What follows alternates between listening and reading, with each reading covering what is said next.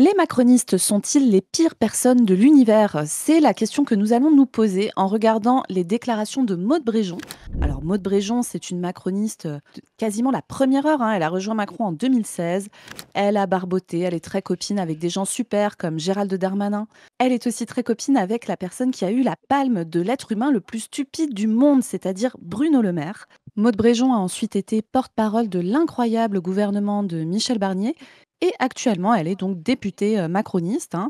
Et elle nous a fait une petite sortie, comme vous ne le savez peut-être pas, mais Emmanuel Macron, en fait, ça fait 8 ans qu'il est au pouvoir. Il a tout pété, mais il trouve qu'il reste encore un petit peu de taf, quoi. Il va falloir encore péter un peu des trucs. Bon, il y a 11 millions de pauvres dans ce pays. La fortune des milliardaires a doublé. On est dans des situations catastrophiques dans tous les services publics, mais ça va encore un petit peu trop bien. Et donc là, ils vont aller taper sur les arrêts de travail et sur les gens qui sont malades chroniques. Bon, pour s'énerver et Pas regarder tout mal ça, déjà ça. ouais, on a déjà bien démarré. Je vais faire ça avec mon ami Chris que vous avez vu au début de la vidéo. Salut Chris, est-ce que tu es prêt à manger du macroniste? Alors, manger du macroniste, oui. Me manger du macroniste, non. Voilà. Donc, on va essayer d'être sur un équilibre. Tu sais comment on est avec Padu, on fait des prévisions, tout ça. On prévoit que Macron va devenir une noisette. Donc, il va falloir manger du macroniste. Mais j'espère que c'est quand même, on arrive à la fin du repas là, des macronistes. Parce que là, on est quand même au bord de l'indigestion. Je sais pas ce que t'en penses, mais ça devient trop. Oui, il y a des coups de pelle qui se perdent, hein, je pense, des coups de pelle, Je pense que là, c'est... des coups de pelle, on va dire, idéologiques, hein, platoniques, bien sûr. Les amis, là, ce qu'on va faire, donc on va s'énerver sur Maud Bréjon, mais surtout, on va répondre et débunk, parce que là, l'argumentaire que vous allez entendre, c'est un argumentaire qui va être rabâché et rabâché et rabâché, et ce ne sont que d'énormes conneries. Donc, on va se regarder ça et on va se faire de l'entraînement mental tous ensemble pour ne pas se faire niquer par la rhétorique macroniste. On va regarder cette incroyable interview de Maude Bréjon à France Info. C'est parti. On a un déficit de l'assurance maladie qui est évalué à 16 milliards d'euros pour cette année.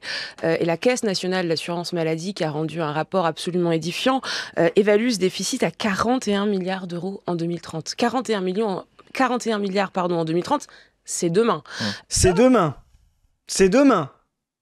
41 milliards, millions, on sait pas trop. C'est ça. Bon, alors, on va commencer par rappeler ce truc extrêmement simple, mais qu'il faut marteler. Le déficit de la sécurité sociale, c'est du foutage de gueule, d'accord? La sécurité sociale n'est pas une entreprise qui fabrique de l'argent et qui ne rentre pas dans ses dépenses et du coup, il y a un déficit, hein. C'est pas ça. La sécurité sociale, il y a une loi chaque année qui fixe le budget. On choisit où est-ce qu'on va choper la thune et on choisit où on met cette thune. Voilà, globalement. Donc, s'il y a plus de thunes dépensées que de thunes qui rentrent, c'est qu'on choisit de ne pas faire rentrer assez de thunes. D'accord? C'est ça le truc. Et donc, en plus, là, quand elle parle de 41 milliards, Tu veux pas de dire 20 que c'est milliards. parce qu'il y a trop de feignants qui consomment de la thune qu'on a pas assez?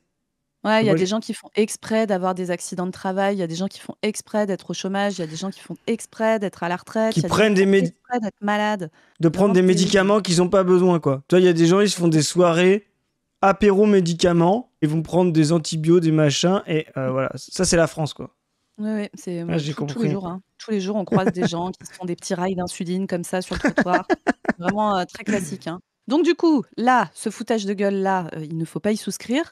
Il y a un choix qui a été fait d'exonérer de cotisations sociales les grandes entreprises, hein, il y a fort longtemps. Donc, je vous rappelle qu'à la Sécu, il y a 4 branches: assurance maladie, accident de travail, maladie professionnelle, chômage et retraite. Et que la branche de l'assurance maladie, qui est celle dont elle va parler là, la branche de l'assurance maladie, le budget, c'est 200 milliards par an. C'est un énorme budget. C'est normal, c'est pour se soigner. Enfin, Ouais. je veux dire, c'est un peu des trucs un petit peu importants. C'est ce qu'on appelle communément les questions de vie et de mort, hein, n'est-ce pas? C'est presque Mais bon, 10% du PIB, donc c'est beaucoup. ouais, c'est ça, c'est Mm. énorme.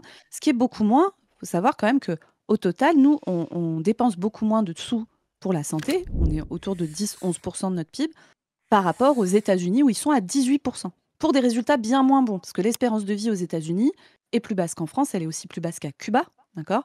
Mais parce que en fait, aux États-Unis, il y a des assurances santé privées qui coûtent extrêmement cher, c'est-à-dire que les gens cotisent énormément. Et le but d'une assurance privée, c'est de vous piquer le plus de thunes possible et de vous Attends, faire attends, rendre le moins. attends. Qu'on Quoi? soit clair. Quoi? T'es en train de me dire qu'il y a des assurances privées, leur but, c'est pas de prendre de l'argent, de le mutualiser pour soigner des gens, mais de faire de la plus-value avec. Et C'est donc, incroyable, hein? Et donc, ça soigne pareil, mais ça coûte 2 fois plus cher ou 1 fois et demi plus cher parce qu'entre les deux, on paye des actionnaires. Mon cher Chris, c'est même pas 1 fois et demi plus cher. En France, les copains, il y a 2 types Je crois pas. d'organismes qui remboursent vos soins. Il y a la Sécu, l'assurance maladie publique, et il y a les complémentaires santé. Quand vous allez chez votre médecin, il y a 70% qui est remboursé par la Sécu, 30% qui est remboursé par votre complémentaire santé, sauf si vous avez une maladie chronique où c'est la Sécu qui prend 100%. On va en reparler parce que Maud trouve ça très mal. Les complémentaires santé, donc il y a des mutuelles et il y a des assurances privées. Les assurances privées et les mutuelles aussi coûtent vachement plus cher que la Sécu. Mais quand je vous dis vachement plus cher, c'est que quand vous cotisez 100 balles à la Sécu, il y a 3 € qui partent dans les frais de fonctionnement, payer les salaires des gens, les bâtiments, le matériel, etc. 97 € qui vont à rembourser des soins. Quand vous cotisez 100 € à une assurance santé privée type AXA, il y a 21 € qui partent dans les frais de gestion. Parce qu'en plus de payer les salaires, le matos, etc., il faut rémunérer des actionnaires, il faut rémunérer des PDG hors de prix, il faut rémunérer des commerciaux, du marketing, parce que les assurances sont en concurrence, etc. La concurrence et le privé, ça coûte plus cher. Il n'y a Ça aucun s'appelle intérêt à mettre en concurrence les assurances privées. Ça ne fait pas économiser des sous, ça en fait perdre. C'est intéressant ce que tu dis parce que c'est vraiment ce qu'on voit dans les entreprises privées qui font de la rentabilité. Ce que tu appelles frais de gestion, vous verrez souvent, ça s'appelle management fees. Et les gens disent ça, des fees.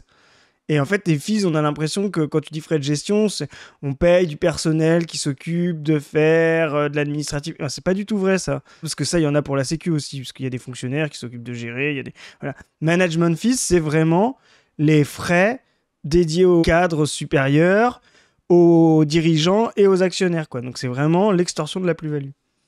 Je fais juste une Exactement petite ça. précision de business, mais et 21%, c'est des taux de rentabilité de fou furieux. Hein. C'est Bah, vraiment... C'est... Hein, mais pour c'est connaître un énorme. peu Et le je vous truc. rappelle qu'aux États-Unis, il n'y a pas très longtemps, il y a un type qui a déquillé le PDG de la plus grosse assurance santé états-unienne. Une Et assurance c'est pas santé qui bien. faisait des centaines de milliards d'euros. Enfin, je ne sais pas si vous imaginez le machin. Et en fait, le mec a buté ce PDG. Et sur l'une des balles, il y avait écrit Deny. Deny, ça veut dire refuser. Et c'est qu'en fait, les États-Unis, ils se retrouvent dans une situation où ils payent une blinde leur assurance privée, une blinde, hein, bien plus cher que vos cotisations à la sécurité sociale. Parce que quand on vous parle des charges, de machin, de trucs, en fait, les charges, s'il n'y a pas de charges, entre guillemets, de cotisations sociales obligatoires, vous allez payer des assurances privées. Ce sont aussi des coûts qu'on ne compte jamais dans les charges. Hein. C'est très bizarre cette histoire. Et Ouais. donc, il s'est fait déquiller par un mec, en fait, qui s'était vu refuser des remboursements de soins, malgré le fait qu'il ait cotisé très cher. Et aux États-Unis, cette assurance santé refuse de rembourser un quart des soins. Je ne sais pas si vous vous rendez compte, votre gamin a eu une appendicite, l'anesthésie a duré un petit peu plus longtemps parce qu'il y a eu un souci pendant la chirurgie, et ben il y avait des petites lignes au contrat pour dire: «Ah ben non, on va pas te rembourser l'anesthésie de ton gamin parce que ça a dépassé tel temps et tu vois, il y a la petite ligne qui dit que machin truc et donc du coup, ça fera 14 000 €». Enfin, dollars. Donc vous imaginez les situations dans lesquelles ça met des gens. Aux États-Unis, il y a des gens qui se retrouvent à la rue pour pouvoir payer les soins de leur môme. C'est ça la situation quand vous êtes avec des assurances privées. Donc nous, on a la chance de ne pas avoir ce système-là et d'avoir une assurance maladie publique qui prend théoriquement en charge les soins de tout le monde. Chacun cotise selon ses moyens et reçoit selon ses besoins. Et il n'y a pas de conditions, de machin, de petites lignes au contrat. Si on supprimait les complémentaires santé, vous supprimez les AXA, les machins, ce que rembourse AXA, vous le faites rembourser par la Sécu. Il y a un rapport du Haut Conseil à l'avenir de l'assurance maladie. Alors, je vous préviens, ce ne sont pas des militants marxistes. Hein. Pas du tout. C'est genre des mecs random qui font des C'est pas... tableurs Excel, c'est leur boulot et Ah, tout. ça doit quand même être un peu des militants marxistes vu qu'on vit sous le communisme selon les Oui, libertariens. Donc oui, évidemment. Oui, oui, oui, voilà. oui. Voilà, ils ont un petit portrait de Lénine en arrière-fond. Sinon, tout va bien. Et donc, les mecs ont calculé, ils ont fait un certain nombre de scénarios. Ce qui se passe si on fait ça, ce qui se passe si on fait ça. Il y a le scénario 3. Vraiment, je vous conseille, si vous aimez lire des trucs un peu carrés avec des chiffres et tout, si vous avez un petit côté Z de la politique, allez lire ce truc. Dans le scénario 3, ils envisagent qu'est-ce qui se passe si on vire toutes les complémentaires santé et on fait tout rembourser par la Sécu. On économise immédiatement 5,4 milliards d'euros. C'est 5 fois ce que nous coûte l'aide médicale d'État pour soigner les personnes en situation irrégulière. Et c'est 3 fois les économies qui vont être annoncées par les mesures que va prendre Maud Bréjon. Il faut vous Zoé a rendre dit, compte à quel point on se fout de votre gueule. Hein. Zoé a dit, il faut 5 fois plus d'étrangers en situation irrégulière. Bien C'est sûr. Zoé a dit, je veux faire un appel d'air avec ses économies, quoi. Voilà. Évidemment. Évidemment, c'est ce que j'ai dit. Oui, tout à fait. Tout à fait, tout à fait.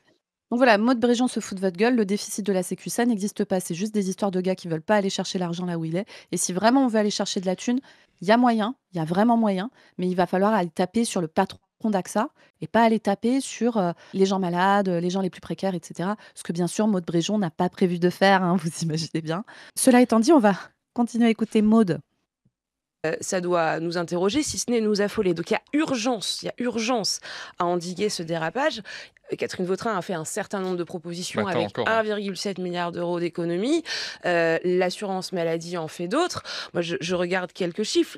Les arrêts maladie ont augmenté de 25% en nombre de jours indemnisés depuis 2019, ce qui On voit vraiment en fond l'idéologie en fait néolibérale. C'est-à-dire c'est une idéologie qui est incapable, comme pouvait l'être quand même un moment du capitalisme, mais un peu plus progressiste qui était le Fordisme, et qui est incapable de développer les forces productives, d'investir, etc., parce qu'elle refuse la dépense, elle veut conserver la rente, etc. Et donc, comme elle est incapable de faire de la plus-value, qu'est-ce qu'elle fait? Elle coupe les dépenses, elle coupe les dépenses, elle coupe les dépenses, elle coupe les dépenses, elle coupe les dépenses, parce qu'elle est incapable de refabriquer de la plus-value avec son système économique. Et on voit le fond de la crise. C'est-à-dire que c'est même pas une volonté pour eux d'aller chercher, de mettre en avant les mutuelles privées par rapport à la sécu, parce que souvent on entend ce genre de trucs-là. Non, c'est juste que le seul endroit où ils ne peuvent pas prendre de l'argent, c'est là où ils ont du mal à en fabriquer, parce que le système est en crise, dans les entreprises privées. Donc ils se disent, ah ben on va enlever des impôts, on va enlever des cotisations, et on va enlever des dépenses, etc., etc. Mais on voit bien que ça nous conduit à la mort de la société, parce que, tu vas le dire ensuite, mais les arrêts maladie, etc., quand on les rembourse pas, ça fait des gens qui retournent plus au travail, enfin voilà. Et c'est des gens qui ont besoin de leur voiture pour aller au travail, mais qui se disent, si j'économise l'essence, peut-être que je vais mieux vivre à la fin du mois. Bah non, en fait, si tu économises l'essence pour aller à ton travail, tu n'as plus ton travail et donc tu ne peux plus payer tes factures à la fin du mois. Et ils sont incapables de penser leur système correctement, et donc là, ils sont en train d'enlever l'oxygène de leur système, et ils nous conduisent vraiment à la perte. Bah, bien sûr, et donc là, Maud dit que les jours d'arrêt indemnisés ont bondi, le truc a sauté, tu vois, comme ça, là, bam, en quelques années. Et donc moi, j'ai envie de poser une première question qui est pourquoi, Maud, à ton avis? Pourquoi? Est-ce que c'est que d'un coup, les gens sont devenus des sales cons feignants qui passent leur temps à se faire arrêter et tout? Ou est-ce qu'il y a d'autres types de raisons? Alors, quand on regarde un peu en détail les arrêts de travail, alors moi, je signe des arrêts de travail, hein, ça fait partie de mon métier. Je pense d'ailleurs que pour les arrêts courts, les gens ne devraient pas passer par moi, mais c'est un autre débat. Je pense que les gens devraient pouvoir s'auto-arrêter. Petit Ouais. rappel, donc la majorité des gens dans ce pays sont ouvriers, employés ou agents de maîtrise en classe intermédiaire. Il y a 3 jours de carence en général, ça dépend des conventions collectives, mais pour la plupart, il y a 3 jours de carence. Donc Mmh quand mh. vous avez un arrêt de travail, il y a 3 jours non payés. Alors Mmh. vous demandez aux gens autour de vous qui trouvent ça bien dans le mois d'avoir 15% de sa paye en moins, parce qu'il y a à peu près 20-21 jours ouvrés dans un... Voilà, qui peut se permettre d'avoir 15% de son salaire en moins, voilà, pour se faire plaisir pour un arrêt de travail. Voilà. Donc déjà, l'idée des faux arrêts de travail, si vous connaissez des gens qui ont les moyens de se passer de 3 jours de salaire quand ils sont salariés, présentez-les nous, mais je pense pas que ce soit la majorité de la population. Et je me permets, mon Chris, parce que tu vois, tout le monde le dit, je t'ai entendu le dire aussi, tu sais, les gens se mettent en arrêt de travail. Oui, Les gens ne pardon. se mettent pas en arrêt de travail, hein. Les gens sont mis en arrêt de travail par un médecin, c'est la règle en France. Donc ça veut dire qu'il y a un médecin qui a considéré que leur état de santé n'était pas compatible avec le fait de continuer de travailler.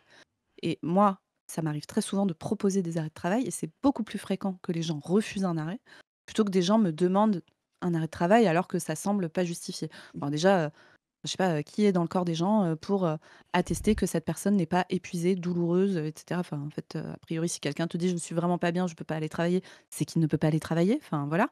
Et en fait, moi, ça m'arrive très souvent de proposer des arrêts que les gens ne prennent pas.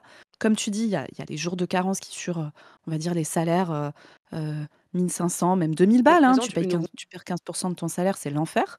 Il y a ça. Il y a la honte de s'arrêter et ça, c'est très, très fort, en fait. On fait tellement peser sur les gens le fait que tu es un feignant, si tu t'arrêtes, et cetera, que les gens ont honte de s'arrêter. Les collègues vont dire: «Il s'est mis en arrêt, nanana et tout». Et il y a un troisième truc, c'est que l'immense majorité des gens bossent dans des collectifs de travail hyper dégradés aujourd'hui, que ce soit dans le public ou dans le privé d'ailleurs. Et donc si tu te barres pendant quelques jours, ça veut dire que ta charge de travail, elle va reposer sur tes collègues. Et du coup, tu es un peu pris par ça parce que contrairement à ce que pensent les macronistes, les gens ne sont pas que mus par leur intérêt individuel, égoïste, etc. En fait, les gens souvent pensent leur travail dans un truc collectif. Et ils pensent à leurs collègues, en fait, et à la charge de travail de leurs collègues. Et les gens n'ont pas envie de charger leurs collègues. L'effet que ça a, ces trucs-là, particulièrement les jours de carence, alors pareil, hein, pour les aides de la politique, il y a un rapport de l'adresse qui est sorti sur les arrêts de travail, qui est un rapport très complet, qui montre que l'augmentation des jours de carence, c'est-à-dire du nombre de jours où on ne paye pas l'arrêt, a un effet qui n'est pas du tout celui que pense avoir Maud Bréjon, c'est-à-dire les gens s'arrêtent moins. Ça fait que les arrêts sont beaucoup plus longs Oui. et au final, ça finit par coûter plus cher. Parce que les gens ne vont pas s'arrêter sur des temps courts. Quelqu'un qui commence à avoir mal à l'épaule, qui a une tendinite qui commence, vaut mieux qu'il s'arrête 15 jours, qu'il se mette un peu au repos et qu'il retourne bosser, plutôt qu'il pousse, qu'il pousse, au point où son tendon est très abîmé, voire rompu. Et là, après, c'est des mois d'arrêt. Parfois, c'est des arrêts de 1 an et demi, 2 ans, 3 ans. Parfois, c'est des gens qui ne pourront jamais reprendre le travail. Autre truc, c'est que pour toutes les petites maladies transmissibles, les virus de gastro, de grippe, etc., quand vous allez bosser, déjà, vous n'êtes pas efficace à votre taf. Il y a plus de risques d'avoir un accident de travail, il y a plus de risques de vous planter, etc. Mais en plus, vous infectez les gens avec qui vous bossez. Une instite qui va bosser à 42 fièvres, elle transmet son virus à 15 élèves qui eux-mêmes vont transmettre leur virus à leurs parents, etc. Enfin, sur un plan de l'organisation collective, c'est complètement con. Ça fait 20 fois plus de personnes malades à la fin, ça met potentiellement des gens qui sont fragiles, sensibles aux infections en danger, etc. Enfin, c'est sur le plan humain, du respect des êtres humains, sur le plan économique et sur le plan de la santé publique, c'est une catastrophe. Et on a des données objectives qui nous montrent ça. Donc comprenez bien là que c'est comme sur le déficit de la sécurité sociale, Maud Bréjon n'est pas en train d'essayer de faire des économies. Maud Bréjon est en train de servir son idéologie néolibérale qui va contre l'intérêt de tout le monde, y compris l'intérêt des capitalistes. C'est ça le pire, et c'est ce que Chris vous a expliqué juste avant, c'est que ces gens ne sont pas des gens logiques. Il ne faut pas croire qu'ils font des calculs froids et rationnels. Mmh. Ce sont des gens qui se sont fait uriner dans le cerveau par le néolibéralisme et ils sont incapables de penser. Mais vraiment quoi. C'est ça. Ils sont aliénés par leur propre idéologie. Et ça, c'est vraiment important de le rappeler. Mais je l'ai dit plein de fois, ce sont des idiots intellectuellement sur le plan économique. Ce sont des idiots. Ils ne maîtrisent pas les codes économiques qu'ils croient défendre. Et donc, ils sont mus par le simple fait de faire des économies de l'État. Et ces économies de l'État, ils ne se rendent pas compte que cette puissance étatique a été le moteur des économies et de la plus-value fabriquée par le privé. Alors nous, on n'est pas là pour dire tant mieux, reprenons un État fordiste, etc., même si on peut quand même faire les comparatifs par rapport à ce que c'est aujourd'hui. Mais ce que je veux dire, c'est que vous avez l'impression que la bourgeoisie est rationnelle, machiavélique, et qu'elle comprend tout, et que tout est fait. Non, ce sont des idiots au pouvoir. Ils font n'importe quoi, et c'est pour ça qu'ils n'arrivent pas à résoudre les crises. S'ils étaient si malins, ils arriveraient à résoudre les crises qu'ils provoquent. Or, ils n'y arrivent pas, et ils aggravent la crise. Là, ils sont en train d'aggraver la crise. Comme tu viens de le dire, Zoé, ils sont comme un petit patron qui a 5 salariés qui sont épuisés. Parce qu'ils sont épuisés, ils font moins de rendement. Voilà, ils sont moins productifs. Voilà. La logique même, avec un peu de recul, d'humanité, etc., c'est de dire, donnons-leur 15 jours de vacances pour qu'ils se reposent et puis qu'ils reviennent frais et qu'ils redeviennent productifs. Eh ben non, les néolibéraux, ils vont dire, supprimons-leur le week-end. Parce que comme j'ai pas fait ma plus-value pendant les 5 premiers jours, on va leur supprimer le week-end. Et en fait, le lundi, il se passe quoi ? Les gens sont morts. Et ils disent « Ah, mais avant, j'étais à 50% de plus-value, je pensais faire 60 ou 70 en les faisant venir le week-end. Eh ben non, ils sont morts pendant le week-end, dis donc, je me retrouve à zéro. » Ben voilà ce qu'on appelle une crise provoquée par des imbéciles qui ne comprennent pas comment fonctionne leur économie, quoi. Carrément. Je me permets 2-3 autres petites stats sur les arrêts vite fait.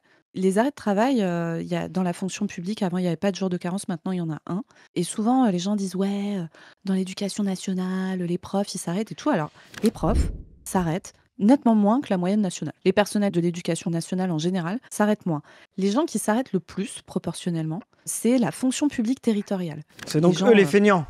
Oui, voilà, c'est eux les feignants. Et tu sais, souvent, les gens, je ne sais pas quelle représentation ils se font de la fonction publique territoriale, mais moi, alors, il y a beaucoup de mes patients qui sont de la fonction publique territoriale.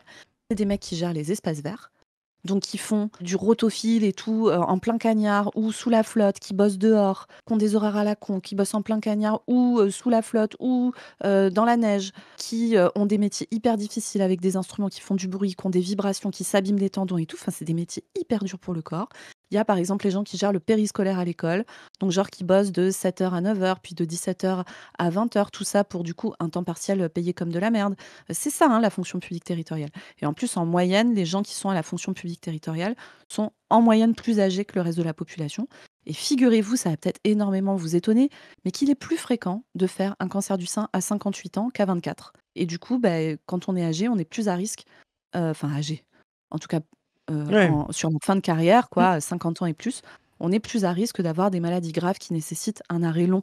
Voilà, je suis en train de vous dire des trucs, enfin c'est vraiment du niveau, je pense qu'un élève de 5e est capable de le comprendre, mais pas Maud Bréjon, visiblement. Mais je pense effectivement que le niveau de capacité de compréhension économique et systémique de nos économistes propagandistes du gouvernement sont à peu près au niveau, oui, de cinquième, Zoé. On est C'est d'accord, hein. ça.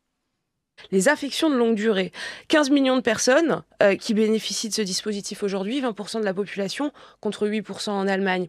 On a aussi le droit de Donc ça veut dire qu'il y a s'interroger. des abus. On a aussi le droit de s'interroger sur le cadre aujourd'hui des Attends. renversements, sur Mais c'est quoi certains. Alors, pardon, hein, je la coupe tout le temps, mais c'est dense, hein, donc Non, mais ce qui est une alors folie, juste à aucun moment, elle ne s'intéresse à la santé publique. C'est-à-dire, mais elle jamais! voit des gens se Mais mettre pas la en question! arrêt, etc. Son premier truc, dire ça va pas. Normalement, hein, tu parlais d'un élève de 5e ou une personne avec une humanité, on va dire, niveau normal, quoi, tu vois, niveau moyen, quoi, se dit, mais attendez, si tout le monde se met en arrêt, c'est que ça va pas bien, les gens sont pas bien, les gens sont pas bien au travail, les gens sont maltraités au travail. Non, elle se dit, mais c'est quoi, c'est un délire, là, on est trop sympa avec les gens qui bossent pas, quoi. Enfin, c'est vraiment une folie, quoi. C'est vraiment, Bien sûr. avant d'être une folie économique, comme on vient de le démontrer, voilà, mais c'est une folie d'empathie. C'est une Mmh. folie d'empathie, quoi. Enfin, c'est le b.a.-ba de la société, quoi. C'est ça.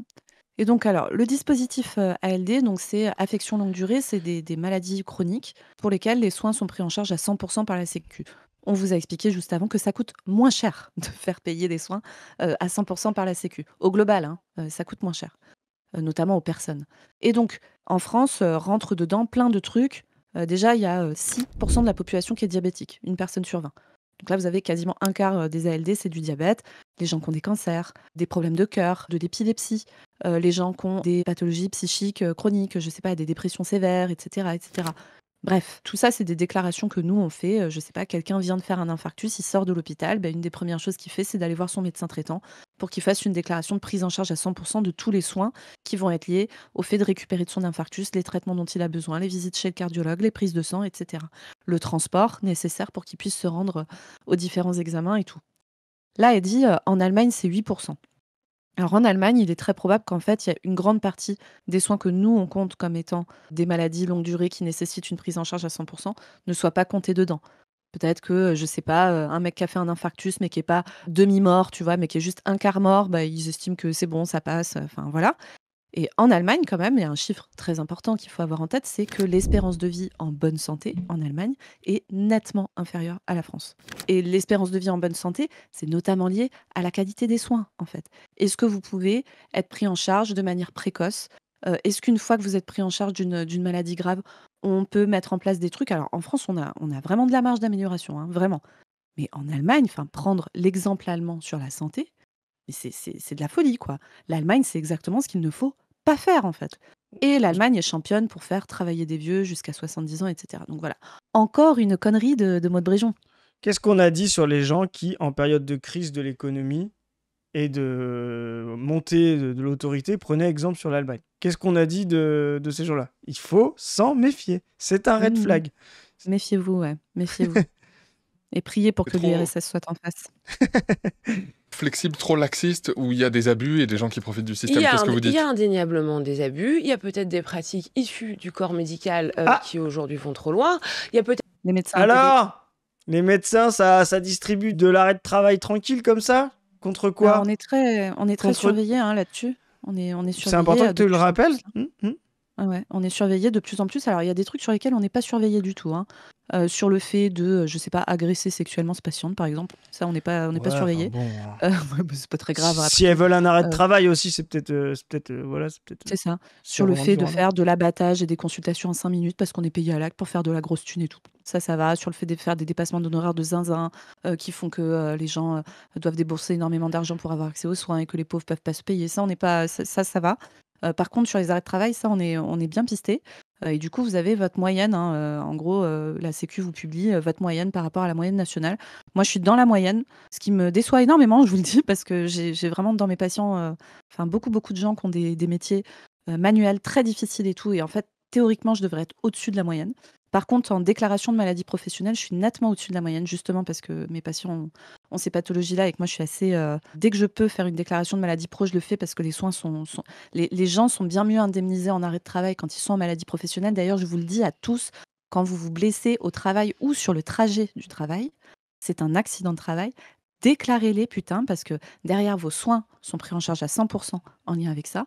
Également, des déplacements, je sais pas, vous vous êtes pété la cheville, vous avez besoin d'aller à votre consultation avec le chirurgien de contrôle et tout, vous ne pouvez pas conduire car vous vous êtes pété la cheville. Et ben dans le cadre d'un arrêt de travail, le transport peut être remboursé. Alors vous me direz, ça devrait être remboursé pour n'importe quel pétage de cheville. Je suis bien d'accord avec vous. Mais en tout cas, c'est le cas pour ces trucs-là.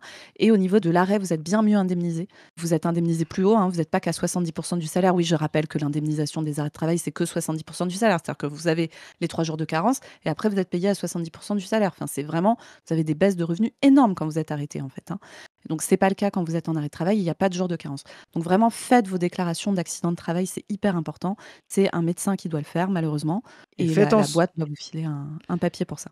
Et faites en sorte, quand il vous arrive des choses, il y a des cahiers de soins, c'est obligatoire. Vous demandez à votre commission de sécurité hygiène au travail. Avant, c'était le CHSCT, maintenant, c'est la commission hygiène voilà, avec la réforme Macron. Mais il y a des cahiers de soins qui sont obligatoires pour noter quand il vous arrive, etc. C'est très important de noter quand il vous arrive quelque chose au travail, parce que vous pouvez aussi avoir un moment, une blessure au travail, parce que vous êtes à chaud, vous ne vous rendez pas compte que vous avez mal.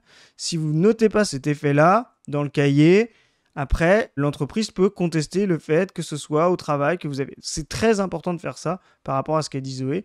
Donc, ne laissez pas passer ces déclarations de soins dans le cadre de votre entreprise et encore moins des déclarations d'arrêt de travail si après vous avez des complications, quoi. Ouais, et si votre employeur vous dit c'est pas un accident de travail et tout, c'est pas lui qui décide. C'est pas lui qui décide. C'est pas lui qui décide, il n'a pas le droit de vous dire ça. C'est le médecin qui décide et l'assurance maladie qui valide. Lui, il ferme sa gueule et il vous donne le papier. C'est obligatoire, hein. Il n'a rien à vous dire. On va écouter un peu Maud, puis on va enchaîner. Peut-être des dispositifs de remboursement qui embrassent trop large, là où il faudrait cibler davantage, et probablement une réflexion sur les affections de longue durée à mener, sur la part qui doit être portée par l'assurance maladie, qui est aujourd'hui de 100%, et la part qui devrait peut-être être portée par les complémentaires santé. Qui coûte plus cher. Ouais. Aujourd'hui, voilà, elle veut faire passer du remboursement de la sécurité sociale au remboursement des complémentaires, qui, comme on l'a dit précédemment, coûte plus cher parce que ce sont des entreprises privées qui cherchent à faire de la marge et de l'extorsion de la plus-value, quoi. Encore une fois, la meuf n'est pas en train d'essayer de faire des économies, la meuf est en train d'essayer de privatiser l'assurance maladie. C'est ça qu'elle fait. Bah, je sais même pas si elle va jusque-là. Elle est persuadée... En fait, à la fin, ça mène à ça. Mais pour elle réfléchit tellement à court terme qu'elle se dit... On va faire des économies et ça va faire repartir la machine. Mais en fait, vous êtes en train de faire asphyxier quelqu'un, quoi. C'est hallucinant. Les mutuelles. Voilà, et ça, c'est des débats qu'on n'arrive plus à avoir sereinement, alors que, je le redis, le déficit est en train de s'envoler, et on sait bien qu'au regard de la démographie, on va devoir soigner et continuer, et c'est évident et bien normal, nos aînés qui vont être de plus en plus nombreux. Je me permets de rappeler aussi, si le nombre de personnes en affection longue durée augmente, c'est parce que la population vieillit. Et je redis la palissade absolue, mais quand vous avez 80 ans, vous avez plus de risques d'avoir une maladie chronique que quand vous en avez 20. Voilà. Et on a fait des progrès en médecine, particulièrement sur la survie pour les cancers. Ces 20 dernières années, on a vraiment fait des avancées thérapeutiques énormes. Je pense à l'arrivée des immunothérapies, etc. Enfin, voilà, on a vraiment fait des avancées de dingo. Des gens qui avaient des cancers qui, il y a 20 ans, ou même moi, quand j'ai commencé mes études, étaient de pronostics absolument catastrophiques, aujourd'hui, survivent. Et parfois survivent même plutôt pas mal du tout, quoi. Donc c'est des avancées énormes, mais du coup, ça fait que les gens, quand on leur déclare leur affection longue durée, avant, ils mouraient au bout de 6 mois, et maintenant, 5 ans après, ils sont vivants. Donc du coup, il y a plus de gens en affection longue durée. Et ça embête beaucoup Maud Bréjon, quoi. Alors, spoiler alerte, là, du coup, ils vont réussir à faire un truc, sans le vouloir, qui va marcher. Ils vont réussir quand même à moins bien soigner les gens. Donc, ils vont vivre moins longtemps. Donc, ça va moins être de dépenses pour nos aînés. Ce qui s'est passé en Allemagne, c'est à force de moins bien soigner les gens vivent moins longtemps. Et effectivement, ça fait des économies. Alors moi, je pense peut-être qu'on peut aller un peu plus loin. Est-ce que ça vaut le coup de soigner des cancers, comme tu le dis comme ça ? Est-ce que ça vaut pas... Voilà, est-ce que ça vaut pas le coup de se dire, faut bien mourir de... sélection naturelle. Faut bien mourir de quelque chose, voilà. Est-ce que ça vaut pas le coup de se dire, laissons-les mourir ou aidons-les à mourir ? Bien sûr. Bah, d'ailleurs, Chris, tu me fais une petite passe décisive, mais très récemment, là, ils ont fait passer la loi sur l'aide active à mourir, donc l'euthanasie, hein. Et tout le monde a présenté ça comme c'est super, c'est le libre choix, c'est tout ce qu'on veut. Alors, on a fait du contenu dessus si vous voulez aller voir, hein. Vous tapez loi fin de vie, pas du team, vous allez trouver. En fait, nous, ce qu'on disait, c'est qu'il n'y a pas de choix de mourir dans la dignité quand on ne peut pas vivre dignement. Et cette loi ne s'adresse pas qu'aux gens qui sont, on va dire, en extrême fin de vie, en phase d'agonie, en gros, mais à toutes les personnes qui ont une maladie chronique incurable. Alors, incurable, ça peut être une maladie que vous allez garder toute votre vie, mais avec laquelle vous pouvez vivre. On ne peut pas la guérir, mais on peut s'arranger pour vivre avec, en fait. Notamment dans une société où on donne les moyens aux personnes, y compris porteuses de handicap, etc., d'avoir des vies normales, cool, où elles peuvent s'intégrer au collectif, vivre des moments agréables, faire des choses qu'elles ont envie de faire. Enfin voilà, la vie, quoi. Chose qui n'intéresse pas du tout les macronistes, hein, évidemment. Et donc, vous vous rendez bien compte que quand on fait passer ce type de loi et que juste derrière, on commence à organiser le fait de ne pas prendre en charge correctement les soins des personnes qui sont malades chroniques, ça commence à ressembler vraiment à un truc de bon, les pauvres, vous allez bosser comme des chiens, y compris si vous êtes malade.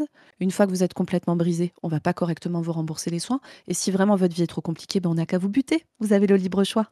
Voilà, bah écoutez, bienvenue dans le monde incroyable d'Emmanuel Macron, hein. Et des néolibéraux en règle générale. Ces gens sont. Bref, il va Bah, falloir dégager ces gens du pouvoir, hein. Je n'ai pas d'autre terme. À grands coups de pied dans le cul. ouais. Donc ils vous rendent la vie impossible et après ils vous rendent possible de vous rendre la vie. Voilà, C'est ça. c'est nos amis néolibéraux, quoi. Voilà. C'est l'enfer, hein. Ouais, voilà, t'en as pensé quoi, Chris, de ça? Bon, moi, je t'avoue, ça me terrifie. Alors, c'est dans la veine des trucs qui sont passés depuis des années, hein. Là, quand elle dit ouais, c'est un débat qu'on peut pas avoir et tout, et j'ai envie de dire, mais meuf, depuis que je suis en état d'entendre, Ouais, de c'est comprendre les sûr. phrases qu'on prononce à la radio, depuis que j'ai 4 piges, on me parle du déficit de la sécurité sociale, en fait, de qui tu te fous? Bon, tu vois, c'est Mais vraiment dans même la veine, nos parents, hein, je veux dire, on n'était mais pas oui, nés. Et voilà, mais mais oui, déjà dans les années 80, on faisait chier avec le déficit de la sécurité sociale. Enfin bon, bref. non, mais Euh, moi je trouve ça intéressant parce que c'est assez significatif de, comme on a dit, de leur aliénation sur l'idée des économies, l'État dépense trop, les gens sont trop feignantes. Ce qui est fou, c'est de se dire jusqu'à quand les gens vont croire à ces conneries qu'on répète littéralement depuis 40 ans. Donc là, c'est même pas tellement en fait d'essayer de débunker ce qu'elle raconte. C'est de dire, peut-être que des gens vont te dire, non, mais le meilleur moyen de pas faire de dépenses inutiles dans la santé, c'est de bien soigner les gens. Et quand est-ce que des gens vont porter un programme, et c'est ça que les gens attendent, voilà, de porter un programme, de dire, mais si vous mangez bien, si vous vous soignez bien, si on réduit le temps de travail, si vous faites en sorte que le travail soit mieux partagé, mieux coordonné, qu'il soit pas bête, qu'on vous fasse pas faire 2 fois la même tâche parce qu'il est mal organisé par des gens idiots, etc. Tout ce qui est transformation concrète de la société, vous allez voir, la société va mieux tourner. Moi, je demande aux gens, quand est-ce qu'ils vont être plus productifs et en meilleure santé? Est-ce que c'est avec la semaine des 32 heures, un meilleur salaire, une meilleure nourriture et une meilleure vie de famille, une meilleure vie amicale, une meilleure vie sociale? Ou c'est en faisant en sorte que jamais vous ne sortiez de l'entreprise parce que vous n'êtes ni remboursé pour la maladie, ni remboursé pour le chômage, ni remboursé pour la retraite, etc. À quel moment vous pensez que vous allez être en meilleure santé? Eh bien, si vous avez fait le choix des macronistes, vous avez fait le choix d'eux. Franchement, en fait, il y a tout le pourrissement macroniste dans cette chronique, quoi. c'est ça. Bon, voilà. Donc, écoutez, il va falloir se battre fort, hein, contre ces gens. Sur ce, il nous reste à vous suggérer de vous abonner à cette chaîne si le contenu vous plaît, de vous abonner à nos chaînes perso, Padu, moi, d'aller lire la revue Position Revue, revue en ligne très intéressante. Si vous voulez nous soutenir, vous pouvez nous soutenir sur le Tipeee dont vous trouvez le lien en description. Et il me reste qu'à vous dire à plus tout le monde, on lâche rien. Salut! Salut à tous! Salut